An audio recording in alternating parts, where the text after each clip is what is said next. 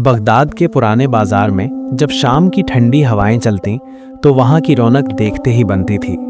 मसालों की खुशबू और कहवा खानों से आती आवाज़ों के बीच शहर के सबसे सम्मानित ताजिर यानी व्यापारी शेख रहमतुल्लाह एक नीम के पुराने दरख्त के नीचे बैठे थे। उनके चेहरे पर फिक्र की गहरी लकीरें थीं और उनकी आंखें किसी अनजाने खौफ को देख रही थीं। तभी वहां उनके पुराने दोस्त और मोहल्ले के इमाम जनाब यूसुफ साहब तशरीफ लाए। अस्सलामु अलैकुम रहमतुल्लाह भाई, आज चेहरे पर इतनी शिकन क्यों है? क्या बाजार का रुख आपके खिलाफ है? यूसुफ साहब ने मुस्कुराते हुए पूछा। रहमतुल्लाह ने एक सर्द आह भरी और बोले, वालेकुम अस्सलाम मेरे दोस्त, बाजार की फिक्र नहीं है, फिक्र उस विरासत की है जो मैंने उम्र भर की मेहनत से कमाई है। मेरा बड़ा बेटा कासिम, मैंने उसे व्यापार की पूरी जिम्मेदारी सौंप दी है, लेकिन उसके तौर तरीके मुझे डरा रहे हैं। वो समझता है कि उसे अब मेरी सलाह की ज़रूरत नहीं। वो उन लोगों के साथ उठ बैठ रहा है जो सिर्फ मुनाफे के लिए दीन और ईमान को किनारे कर देते हैं। मैं उसे समझाने की कोशिश करता हूँ तो वो कहता है कि अब्बू, आपका ज़माना और था, अब चालाकी का दौर है। अरे यूसुफ भाई, मैं उसे समझाते समझाते थक गया हूँ। वो मेरी बातों को पुराने दौर का किस्सा समझता है। यूसुफ साहब ने उन्हें तसल्ली देते हुए कहा, रहमतुल्लाह, औलाद कभी कभी जोश में होश खो देती है, हो सकता है वो अपने तरीके से कुछ बेहतर कर दिखाए। रहमतुल्लाह ने अपनी लाठी ज़मीन पर मारते हुए कहा, बदलना बुरा नहीं है दोस्त, लेकिन बुनियाद छोड़ देना बुरा है। वो कहता है कि उधार लेकर दिखावा करना ही तरक्की है। मुझे डर है कि वो मेरी मेहनत से खड़ी की गई इस इमारत को मलबे में बदल देगा। यही बातें करते हुए रहमतुल्लाह घर की तरफ चल दिए, जहां उनके दिल का बोझ और बढ़ने वाला था। घर पहुंचते ही उन्होंने देखा कि हवेली के आंगन में सन्नाटा है, लेकिन दफ्तर के कमरे से ऊंची आवाज़ें आ रही थीं। रहमतुल्लाह ने अपनी अहलिया यानी पत्नी फातिमा से पूछा, क्या कासिम अभी तक बाहर से नहीं आया? फातिमा ने धीमे स्वर में कहा, वो दोपहर को आया था, लेकिन बड़े गुस्से में था। किसी कर्जदार से उसकी बहस हो गई थी। अभी वो कमरे में आराम कर रहा है, लेकिन वो किसी से बात करने के मूड में नहीं है। रहमतुल्लाह ने गुस्से में कहा, आराम? व्यापार में जब साख दांव पर लगी हो तो ताजिर को नींद नहीं आती। उसे फौरन मेरे पास भेजो, मैं कमरे में उसका इंतजार कर रहा हूँ। कासिम जब अपने पिता के कमरे में आया तो उसके माथे पर पसीना और आंखों में झुंझलाहट थी। जी अब्बू, आपने बुलाया? मुझे कल के बड़े सौदे की तैयारी करनी है। आप जो भी कहना चाहते हैं जल्दी कहें। रहमतुल्लाह ने संजीदगी से कहा, कासिम बेटा, मैंने सुना है तुमने शहर के सूदखोरों से बड़ा कर्ज लिया है। व्यापार में उतनी ही चादर फैलाओ जितनी तुम्हारी हैसियत हो। बरकत सच्चाई में है, कर्ज की नुमाइश में नहीं। कासिम चिढ़कर बोला, यही तो आपकी दिक्कत है। आप आज भी उसी छोटे से कमरे से व्यापार चलाना चाहते हैं।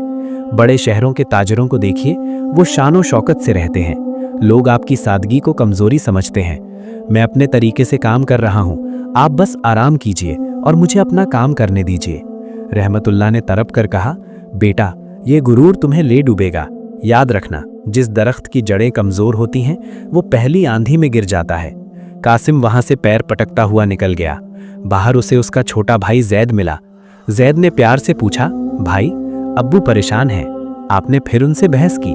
कासिम ने जैद का कंधा झटकते हुए कहा, तुम तो उनके चहेते हो ही, तुम बस उनकी हाँ में हाँ मिलाना जानते हो। तुमने कभी धूप में पसीना नहीं बहाया, तुम्हें क्या पता कि बाजार कैसे चलता है। तुम बस जी अब्बू करते रहो। अब्बू को लगता है कि सिर्फ तुम ही समझदार हो, क्योंकि तुम उनकी पुरानी कहानियों पर यकीन करते हो। जैद ने शालीनता से जवाब दिया, भाई, उनकी बातें कहानियां नहीं, जिंदगी का निचोड़ हैं। कासिम चिल्लाकर बोला, भेड़ चाल कहते हैं इसे। जो समझ में ना आए उसे सिर्फ इसलिए मानना कि वो बड़ों ने कहा है, बेवकूफ़ी है। मैं जब सवाल करता हूं तो मैं गुनहगार बन जाता हूं। तुम उनके अंधे पैरोकार हो, इसलिए तुम उनके लाडले हो। समय गुजरता गया और रहमतुल्लाह की तबीयत और भी नासाज रहने लगी। एक रात जब चांद बादलों के पीछे छुपा हुआ था, रहमतुल्लाह ने महसूस किया कि उनका आखिरी वक्त करीब है। उन्होंने कासिम और जैद को अपने बिस्तर के पास बुलाया।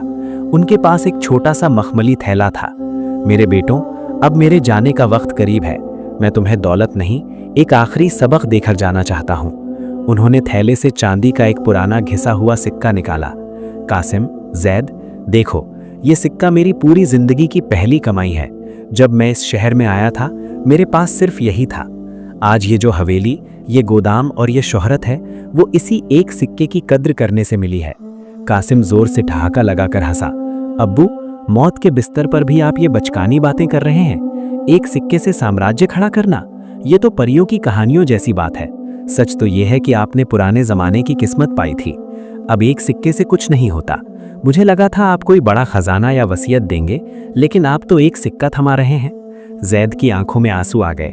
उसने अपने भाई को टोका, भाई ये गुस्ताखी है, अब्बू का अपमान न करें। अब्बू, जो आप कह रहे हैं मैं उसे समझ रहा हूँ। ये सिक्का एक बीज की तरह है। अगर हम शुरुआत की कद्र नहीं करेंगे तो अंजाम कभी बड़ा नहीं होगा।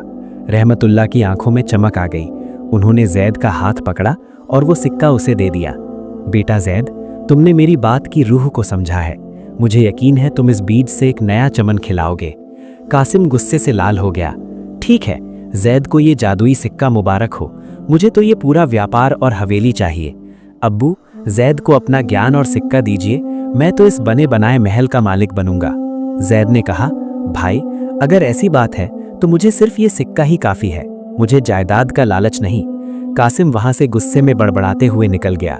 पागल है ये, एक सिक्के पर पूरी जायदाद छोड़ रहा है। उसी रात तहज्जुद के वक्त शेख रहमतुल्लाह ने अपनी आखिरी सांस ली। पूरे शहर में गम का माहौल था। दोनों भाइयों ने मिलकर जनाजा उठाया और उन्हें सुपुर्दे खाक किया। लेकिन कब्र की मिट्टी अभी सूखी भी नहीं थी कि कासिम के तेवर बदल गए। एक दिन उसने जैद को आंगन में बुलाया और बड़े सख्त लहजे में कहा, देखो जैद, अब अब्बू नहीं रहे। पिताजी ने जीते जी सारा काम मुझे सिखाया था। मेहनत मेरी है, पसीना मेरा है, ये घर और सारा व्यापार मेरा है। तुम्हें उन्होंने अपनी वसीयत में वो एक सिक्का और अपनी महान सीख दे दी है। अब तुम्हारा यहाँ कोई हक नहीं। जैद हक्का बक्का रह गया। भाई, ये क्या कह रहे हैं आप? हम दोनों भाई हैं, क्या आप मुझे घर से निकाल रहे हैं? कासिम ने बेलुखी से कहा, ये जज्बाती बातें बाजार में नहीं चलती। तुम तो अब्बू की सीख के दीवाने हो ना, तो जाओ उसी एक सिक्के से अपनी दुनिया बसाओ। जैद ने कासिम की आंखों में देखा।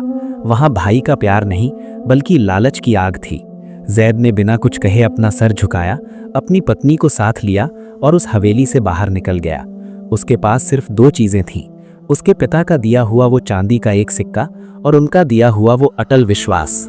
कहानी आगे सुनने से पहले आप हमारी वीडियो कहां से देख रहे हैं कमेंट में जरूर बताएं। हवेली से निकलने के बाद जैद और उसकी पत्नी जोया के पास सिर छुपाने की भी जगह नहीं थी। बगदाद की सर्द रातें करीब थीं और जैद के पास सिर्फ वो एक चांदी का सिक्का था जिसे उसके भाई ने बेकार कहा था। जोया ने उसकी आंखों में उदासी देखकर कहा, परेशान ना हो, अल्लाह जिसे घर से निकालता है उसके लिए पूरी जमीन बिछा देता है। जैद ने अपनी हथेली पर रखे उस सिक्के को देखा और बोला, मुझे घर खोने का दुख नहीं जोया, मुझे भाई के बदल जाने का दुख है। लेकिन अब्बू ने कहा था कि ये एक बीज है और मुझे इस बीज को सींचना है। वो दोनों चलते चलते शहर की सीमा पर एक वीरान इलाके में पहुंचे, जहां उन्होंने खजूर के पत्तों और लकड़ियों से एक छोटी सी झोपड़ी बनाई। दिन गुजरते गए। जैद हर रोज सुबह उठता और अल्लाह का नाम लेकर काम की तलाश में निकलता। एक दोपहर जब वो एक दरख्त के नीचे बैठा सोच रहा था कि इस एक सिक्के का इस्तेमाल कैसे करे, तभी वहां से एक बूढ़े सूफी बुजुर्ग का गुजर हुआ। बुजुर्ग ने जैद के नूरानी मगर फिक्रमंद चेहरे को देखकर पूछा, बेटा, इस सिक्के को इतनी गौर से क्यों देख रहे हो? क्या इसमें पूरी दुनिया नजर आती है? जैद ने अदब से सलाम किया और अपनी पूरी दास्तान सुना दी। बुजुर्ग मुस्कुराए और बोले, तुम्हारे पिता ने तुम्हें सबसे कीमती तोहफा दिया है, बस तुम अपनी नजर बदलो। याद रखना बेटा, बरकत चीजों की गिनती में नहीं, नीयत की सफाई में होती है। इस एक सिक्के को बोझ मत समझो, इसे एक जरिया समझो और अपनी अक्ल का इस्तेमाल करो। बुजुर्ग की बातों ने जैद के दिल में एक नई उम्मीद पैदा कर दी। उसने सोचा, अब्बू कहते थे कि व्यापार वहां करो जहां जरूरत ज्यादा हो और सामान कम। जैद बाजार गया और उसने उस एक चांदी के सिक्के से बहुत सारा नमक खरीदा। बगदाद के मुख्य बाजार में नमक सस्ता था, लेकिन दूर दराज के पहाड़ी कबीलों के लिए ये किसी खजाने से कम नहीं था। अगले दिन जैद ने नमक की पोटली अपनी पीठ पर लादी और तपते रेगिस्तान को पार कर उन पहाड़ियों की ओर चल दिया जहां बंजारे रहते थे। सफर बहुत कठिन था, पैरों में छाले पड़ गए थे, लेकिन जैद के लबों पर अल्लाह का शुक्र था। जब वो पहाड़ी बस्ती में पहुंचा तो लोग नमक देखकर हैरान रह गए, क्योंकि वहां नमक मिलना बहुत मुश्किल था। एक चरवाहे ने पूछा, जवान, इस नमक की क्या कीमत लोगे? हमारे पास चांदी के सिक्के तो नहीं है। जैद ने मुस्कुराकर कहा, मुझे सिक्के नहीं चाहिए, आप इसके बदले मुझे वो भेड़ की ऊन दे दें जो आपके किसी काम की नहीं है। चरवाहा खुश हो गया। उसने ढेर सारी ऊन जैद के हवाले कर दी। जैद ने उस ऊन को शहर लाकर ऊन के व्यापारियों को अच्छे दामों में बेच दिया। उस एक सिक्के से शुरू हुआ सफर अब कई सिक्कों में बदल चुका था। जैद ने घर आकर वो सिक्के अपनी पत्नी जोया के हाथ में रखे तो उसकी आंखों में खुशी के आंसू थे। देखो जोया, अब्बू का बीज अंकुरित होने लगा है, जैद ने खुदा का शुक्र अदा करते हुए कहा। धीरे धीरे जैद का काम बढ़ता गया। वो शहर से नमक, तेल और खजूर ले जाता और पहाड़ियों से ऊन, कीमती जड़ी बूटियां और लकड़ियां लाता।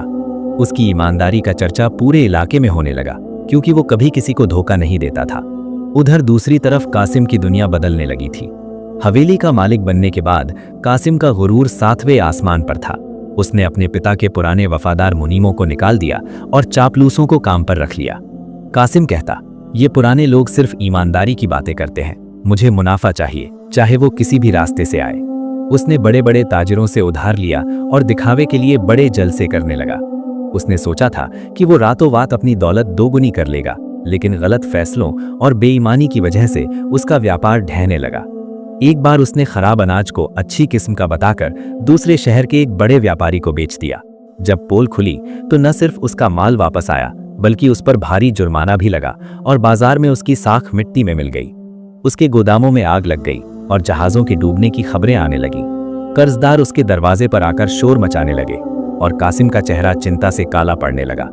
उसकी पत्नी ने कहा, कासिम, आपने वालिद साहब की वसीयत को पैरों तले रौंद दिया, ये उसी का नतीजा है। कासिम चिल्लाया, खामोश रहो, ये सब किस्मत का खेल है।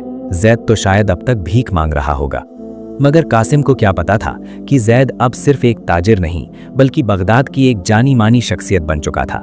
जैद ने अपनी मेहनत से एक बड़ा गोदाम बना लिया था और गरीबों के लिए लंगर यानी मुफ्त खाना शुरू कर दिया था।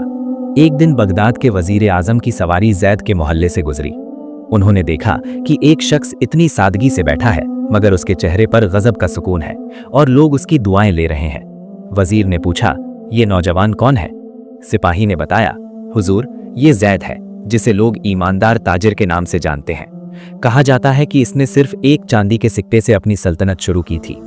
वजीर ये सुनकर दंग रह गया और उसने जैद को शाही दरबार में बुलाने का हुक्म दिया।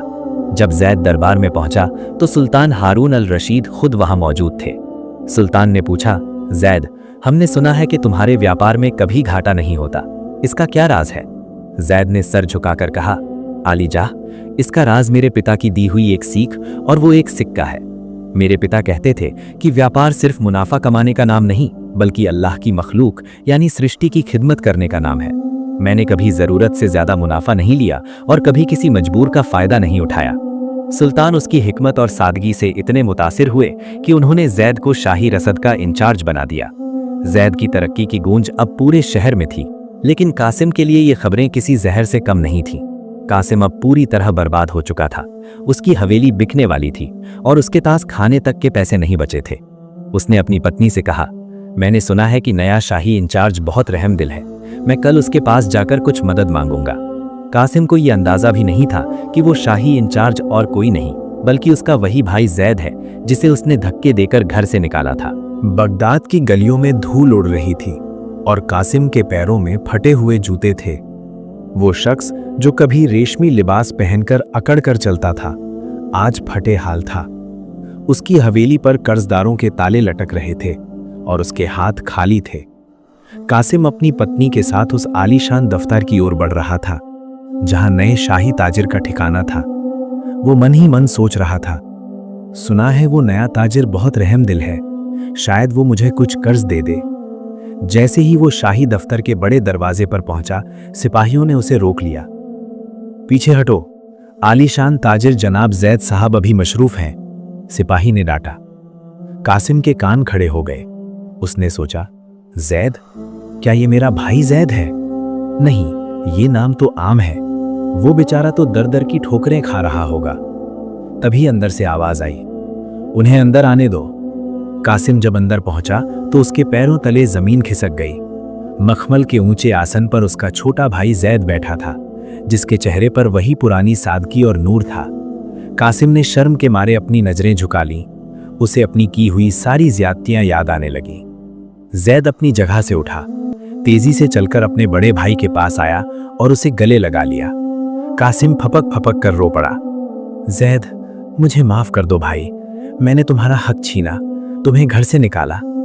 मैंने अब्बू की सीख का मजाक उड़ाया और देखो आज मैं सड़क पर आ गया हूं। मेरे पास न दौलत बची है न इज्जत। मैं यहां मदद मांगने आया था, पर मुझे नहीं पता था कि तुम इस मुकाम पर हो। जैद ने बड़े भाई के आंसू पोंछे और उसे पास बिठाया। भाई रोइए मत, आपने अब्बू की दौलत को अपना समझा था, जबकि वो अल्लाह की अमानत थी। मैंने सिर्फ उस एक सिक्के को अपनी ताकत बनाया जो अब्बू ने मुझे दिया था। जैद ने अपनी जेब से वही पुराना चांदी का सिक्का निकाला जो अब काफी घिस चुका था। याद है ये सिक्का?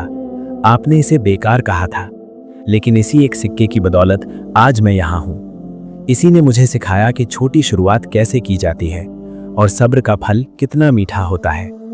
कासिम ने सिर झुकाकर कहा, मैं अंधा हो गया था जैद। मुझे लगा था कि चालाकी से ही व्यापार बढ़ता है, लेकिन आज समझ आया कि जो व्यापार ईमानदारी की बुनियाद पर ना हो वो रेत का महल होता है। जैद मुस्कुराया और बोला, भाई आप अभी भी बर्बाद नहीं हुए हैं। अगर आपके अंदर अपनी गलती का एहसास है तो ये सबसे बड़ी दौलत है। मैं चाहता हूं कि आप मेरे साथ मिलकर काम करें, लेकिन मेरी एक शर्त है। कासिम ने कहा, शर्त? तुम जान मांगोगे तो वो भी हाजिर है। जैद ने संजीदगी से कहा, शर्त यह है कि आप फिर से वही पुराने कासिम बनेंगे जो बचपन में मेरे साथ मिलकर अब्बू की बातें सुना करते थे। हम व्यापार को उसूलों पर चलाएंगे, दिखावे पर नहीं।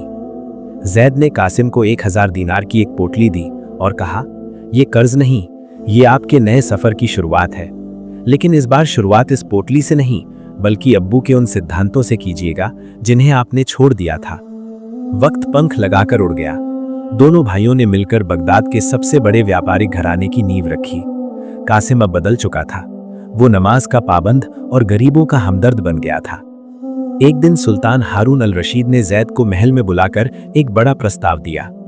जैद, तुम्हारी ईमानदारी और व्यापार की सूझबूझ से हम बहुत खुश हैं। हम चाहते हैं कि तुम हमारे राज्य के मुख्य खजांची यानी ट्रेजरर बनो और पूरे राज्य का व्यापार संभालो। जैद ने हाथ जोड़कर अर्ज किया, आली जाह, ये ओहदा मेरे लिए फख्र की बात है, लेकिन मैं सिर्फ एक शर्त पर इसे स्वीकार करूंगा कि मुझे हमेशा अपनी सादगी में रहने की इजाजत दी जाए, ताकि मैं कभी ये ना भूलूं कि मेरा सफर उस एक चांदी के सिक्के से शुरू हुआ था। सुल्तान ने उसकी बात मान ली और जैद पूरे बगदाद का सबसे प्रभावशाली व्यक्ति बन गया। कासिम भी अपने भाई के साथ कंधे से कंधा मिलाकर काम करता रहा। एक शाम दोनों भाई उसी पुराने नीम के पेड़ के नीचे बैठे थे जहां कभी उनके वालिद बैठा करते थे। कासिम ने ठंडी सांस भरी और कहा, जैद, आज मुझे अब्बू की वो बात समझ आ रही है कि बरकत सिर्फ मुनाफे में नहीं, नीयत में होती है। काश मैंने ये सबक पहले सीख लिया होता तो शायद अब्बू मरते वक्त मुझ पर फख्र करते। जैद ने कहा, भाई ऊपर से वो हमें देख रहे होंगे और आज वो बहुत खुश होंगे, क्योंकि उनकी दी हुई सीख आज एक घने दरख्त की शक्ल अख्तियार कर चुकी है। कहानी का अंत इसी बात पर होता है कि दौलत तो आती जाती रहती है, लेकिन जो विरासत सिद्धांतों और अच्छी परवरिश की होती है वो कभी खत्म नहीं होती। जिसने अपने पिता की नसीहत को बीज मानकर हिफाजत की, खुदा ने उसे पूरी दुनिया में छाया और फल अता किए, और जिसने गुरूर में आकर अपनी जड़ों को काटा, उसे मिट्टी में मिलते देर नहीं लगी। यही इस कहानी का सबसे बड़ा सबक है कि सच्ची कामयाबी हमेशा सच्चाई के रास्ते